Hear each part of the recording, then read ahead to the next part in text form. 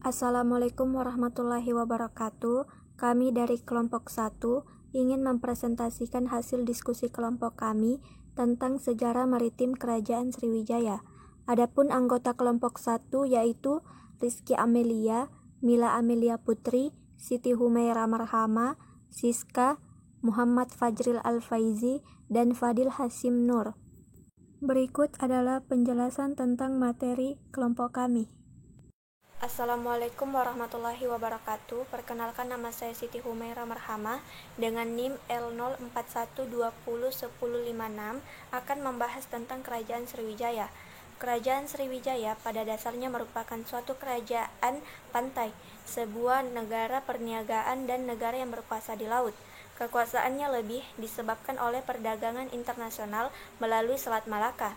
Dengan demikian, berhubungan dengan jalur perdagangan internasional dari Asia Timur ke Asia Barat dan Eropa yang sejak paling sedikit 15 abad lamanya mempunyai arti penting dalam sejarah.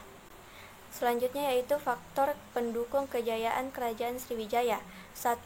Pusat transit, ekonomi perdagangan antara Barat dan Timur. 2. Memiliki armada laut yang kuat. 3. Daerah kekuasaan yang luas, hampir sebagian wilayah Asia Tenggara waktu itu dikuasai oleh Sriwijaya. Yang keempat, perkembangan sosial dan budaya yang maju. Yang kelima, melayani industri ke berbagai wilayah di Nusantara. Kejayaan Sriwijaya lebih tergantung dari pola perdagangan yang berkembang, sedangkan pola-pola tertentu tidak sepenuhnya dapat dikuasainya. Terbukti ketika orang Cina mulai ikut berdagang di kawasan selatan.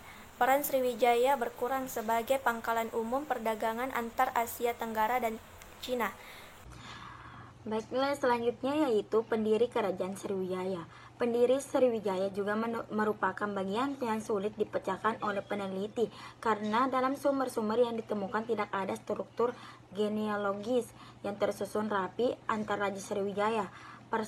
Prasasti Kedukan Bukit 682 Masehi menyebutkan nama Dapun Tahiang, dan Prasasti Talang Tuo 684 Masehi memperjelasnya menjadi Dapun Tahian Sri Jayanasa. Kedua prasasti ini adalah penjelasan tertua mengenai seseorang yang dianggap sebagai raja atau pemimpin Sriwijaya. Selanjutnya yaitu Raja-Raja Sriwijaya. Yang pertama yaitu Raja Dapunta Hyang Sri Jayanasa. Prasasti Kedukan Bukit pada tahun 682 Masehi dan Prasasti Talang Tuo pada tahun 684 Masehi. Yang kedua yaitu Raja Sri Indawarman, Berita Arab dan Cina pada tahun 724 Masehi. Dan yang ketiga Raja Darmasetu pada tahun 790 Masehi. Yang keempat, Raja Balaputra Dewa Prasasti Nalanda pada tahun 860 Masehi.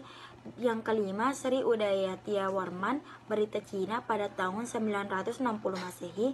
Yang keenam yaitu Sri Marawijaya Tunggawarman Prasasti Leiden pada tahun 1044 Masehi. Yang ketujuh yaitu Sri Sangkrama Wijaya Tunggawarman Prasasti Kola pada tahun 1004 Masehi. Yang kedelapan yaitu Sangkramadana Jaya atau biasa disebut Wisnu pada tahun 775 Masehi.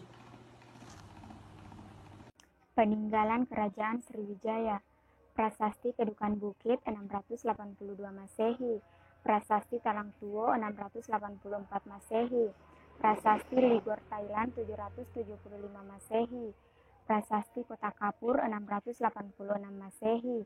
Prasasti Telaga Batu. Prasasti Leiden 1005 Masehi. Candi Muara Takus. Prasasti Nalanda India 860 Masehi. Masa kemunduran atau keruntuhan Kerajaan Sriwijaya. Kerajaan Sriwijaya mengalami kemunduran. Hal ini disebabkan oleh faktor politik dan ekonomi, yaitu yang pertama faktor politik.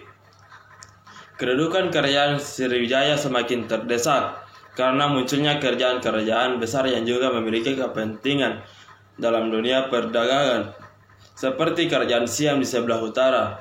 Kerajaan Siam memperluas wilayah kekuasaannya ke arah selatan dengan menguasai daerah-daerah di Semenanjung Malaya, termasuk Tanah Genting Kra. Yang kedua itu faktor ekonomi. Para pedagang melakukan aktivitas perdagangan di Kerajaan Sriwijaya semakin berkurang. karena daerah-daerah strategis yang pernah dikuasai oleh kerajaan Sriwijaya telah jatuh ke dalam kekuasaan dari raja-raja sekitarnya. Akibatnya, para pedagang yang melakukan penyeberangan ke tanah Genting Kera atau yang melakukan kegiatan sampai ke daerah Melayu sudah dikuasai kerajaan Singasari, tidak lagi melewati wilayah kekuasaan Sriwijaya. Selanjutnya yaitu perkembangan pembangunan maritim NKRI. Dalam mengembalikan kejayaan Nusantara, maka Indonesia harus mengedepankan strategi pembangunan negara maritim. Indonesia sebagai sebuah negara maritim memiliki kriteria. Yang pertama, berdaulat di wilayah NKRI dan disegani negara lain atas wilayahnya. Kedua, menguasai seluruh wilayah darat dan laut, efektif keokupannya dan memiliki sea power yang diandalkan secara nasional dan global. Ketiga, mampu mengelola dan memanfaatkan berbagai potensi pembangunan sesuai dengan aturan internasional dan nasional. Keempat, menghasilkan kemakmuran bagi segenap rakyat Indonesia. Terima kasih. Masalah pembangunan maritim. Pembangunan bidang kelautan Indonesia belum berperan optimal dalam pembangunan ekonomi Indonesia karena berbagai kebijakan yang memarginalkannya. Hal ini dikarenakan sampai saat ini kebijakan pemerintah di bidang kelautan belum muncul sebagai sebuah arus utama mainstream kebijakan politik dan ekonomi dalam pembangunan bangsa, sehingga pembangunan bidang kelautan jauh tertinggal dibanding pembangunan daratan. Solusi masalah pembangunan maritim. Berdasarkan kondisi yang dimiliki, seharusnya Indonesia kembali mengutamakan pembangunan kelautan sesuai jati diri bangsa. Pertumbuhan ekonomi ini tidak boleh hanya dinikmati oleh segelintir orang. Artinya rakyat kecil harus diberi modal, pendidikan, akses pasar, sehingga usaha modern yang menguntungkan bukan hanya dikerjakan oleh orang yang segelintir, tapi oleh semua rakyat Indonesia. Baik, itulah materi dari kelompok kami. Kurang dan lebihnya mohon dimaafkan.